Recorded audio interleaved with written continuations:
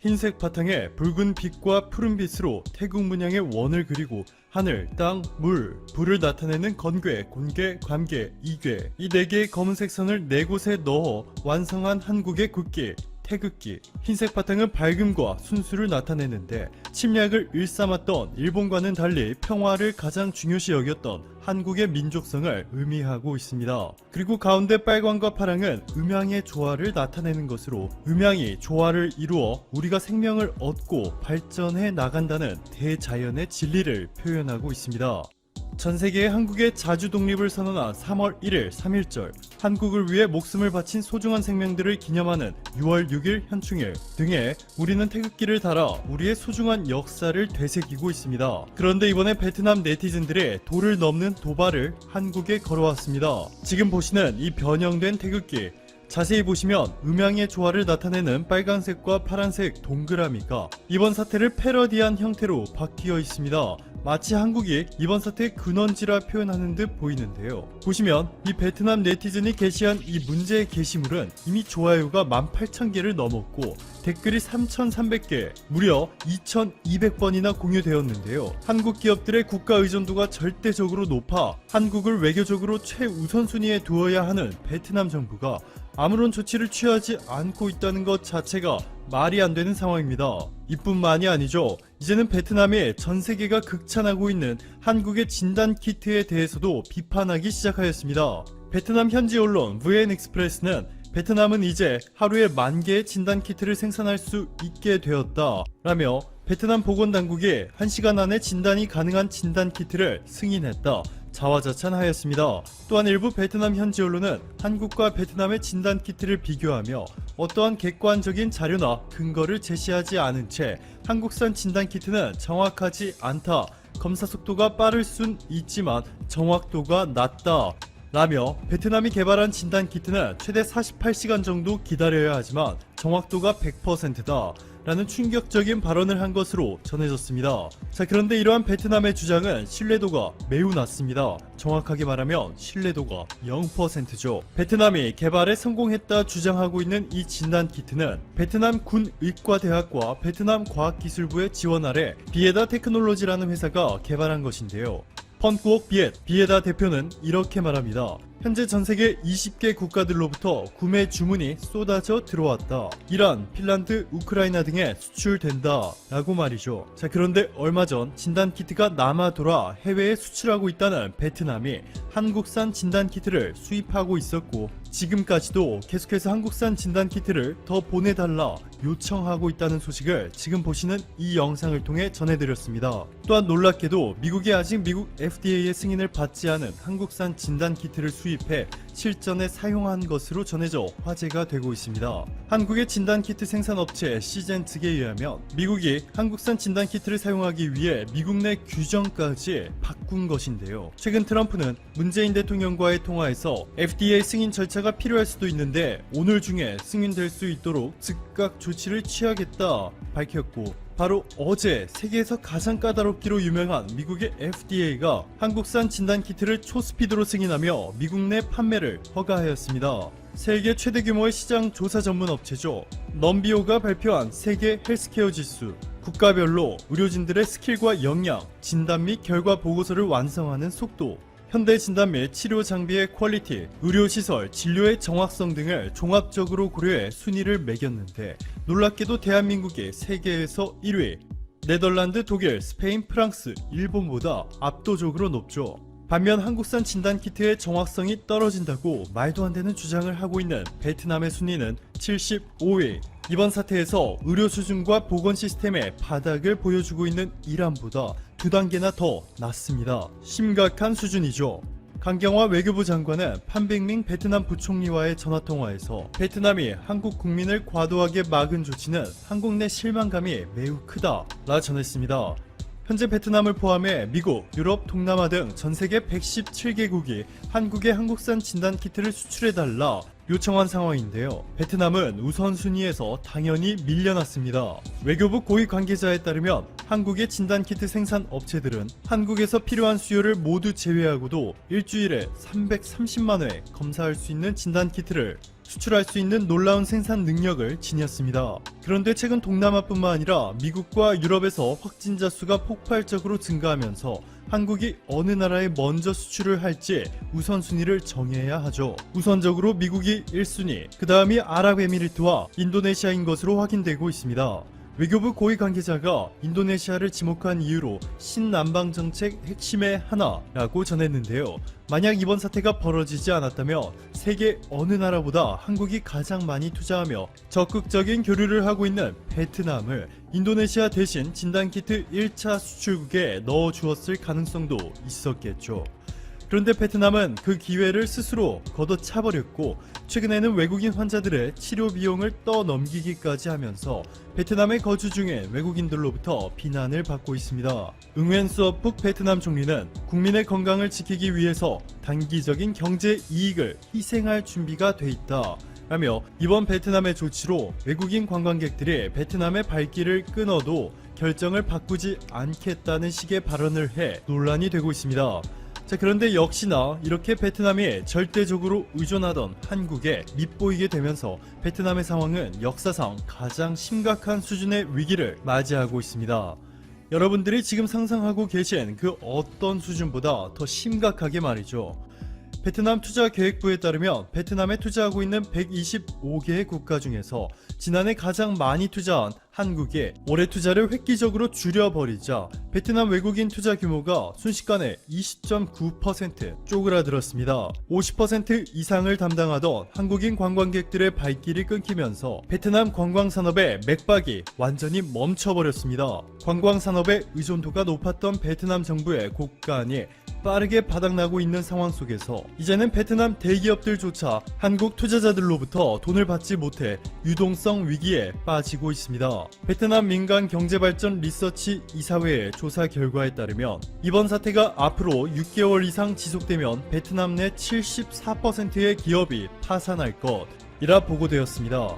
심지어는 베트남의 삼성이라 불리는 베트남에서 압도적인 재계서열 1위 빈그룹마저 현금이 없어 상당한 위기에 빠졌다는 빈그룹 위기설까지 이미 나돌고 있으니 얼마나 심각한지 짐작이 가실 겁니다. K리그는 7월 초에 관중 입장이 유력했지만 최근 감염 확산이 다시 시작되면서 힘들어졌습니다. 그런데 우리보다 더 상황이 좋지 않음에도 불구하고 과감하게 관객들에게 문을 연 나라들이 있습니다. 바로 프랑스와 일본입니다. 프랑스는 11일부터 스포츠 경기에 5,000명 이하의 관중을 허용했습니다. 프랑스는 최근 신규 확진자가 줄어들자 사회적 봉쇄를 단계적으로 완화했습니다. 그동안 프랑스는 어느 나라보다 심각한 상처를 입었습니다.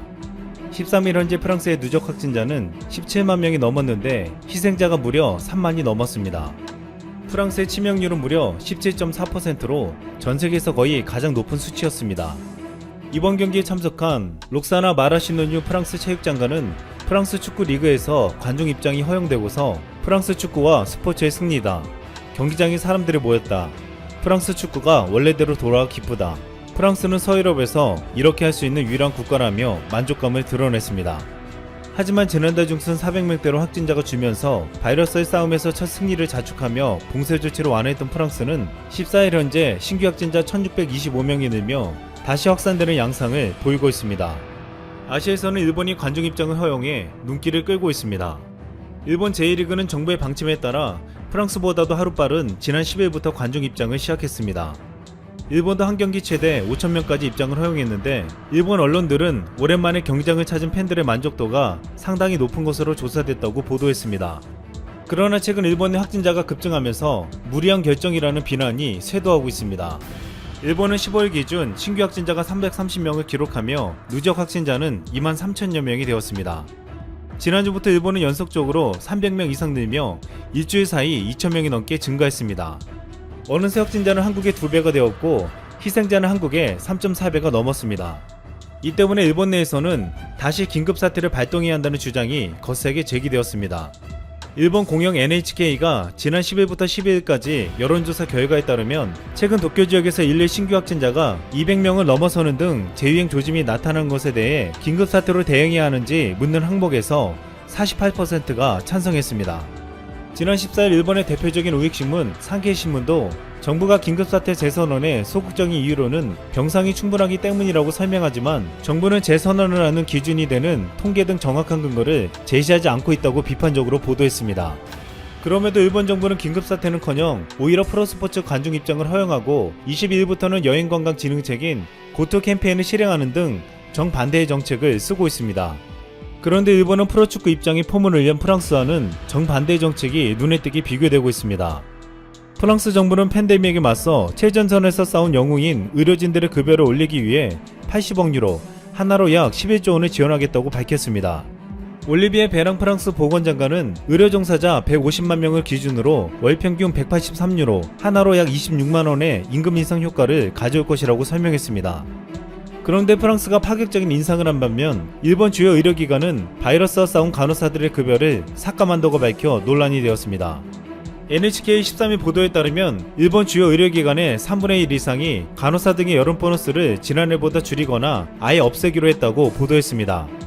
일본 의료노동조합연합회가 가입 의료기관을 대상으로 올여름 간호사 등의 보너스 규모를 조사한 결과 전체 338개 의료기관의 34%에 해당하는 115개 기관에서 지난해보다 액수를 삭감하거나 폐지한 것으로 나타났습니다.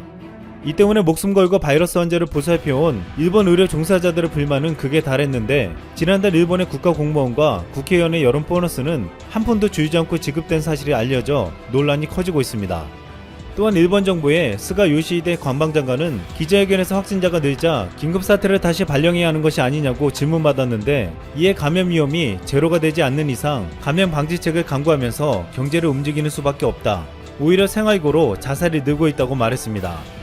일본 정부는 생활고에 시달리는 일본 국민들을 생각해 주는 것 같았지만 이 같은 정책을 쓰는 본인들은 여름 보너스를 모두 받아가고 바이러스 현장에서 목숨을 걸고 사투를 벌인 간호사들의 임금은 삭감하는 일을 벌였습니다.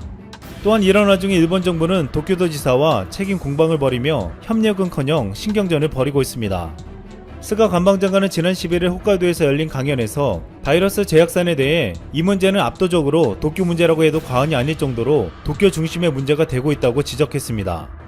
그러면서 홋카이도는 지사와 시장의 협력에 따라 대부분 봉쇄하고 있다며 도쿄도와 도내 23개 특별구 사이에 협력 부족의 문제를 우회적으로 비판했습니다.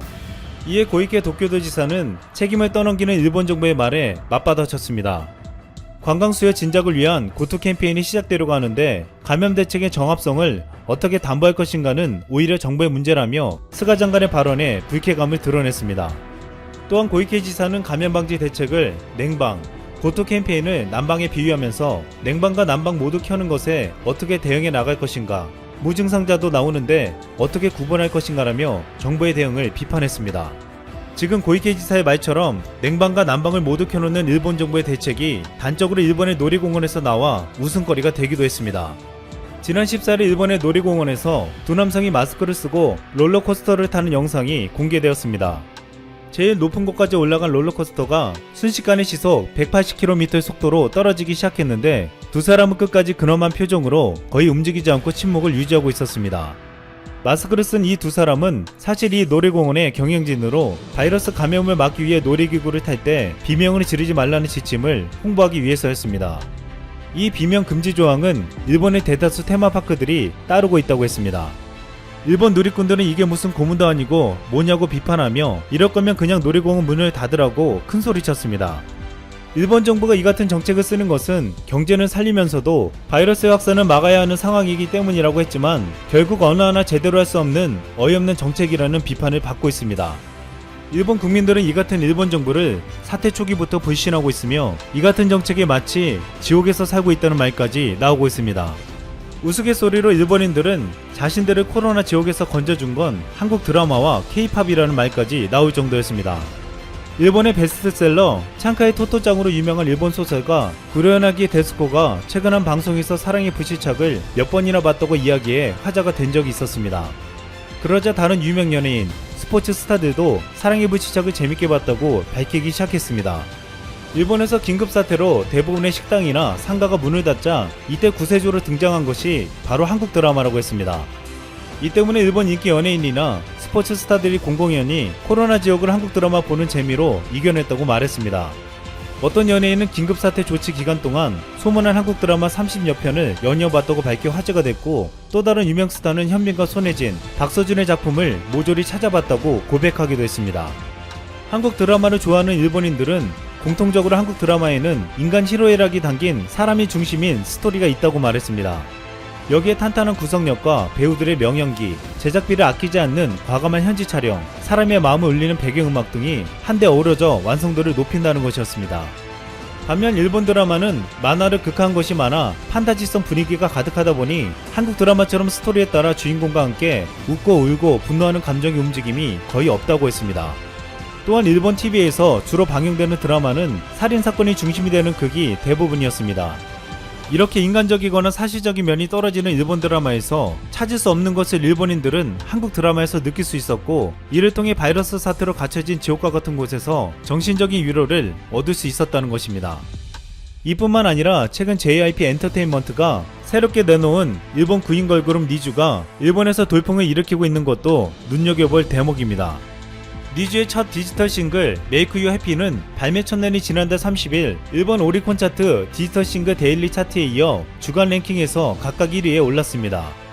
세계 각국에서 신기록을 쓰고 있는 블랙핑크의 How You Like That도 일본에서만큼은 니쥬에 못 미칠 정도였습니다.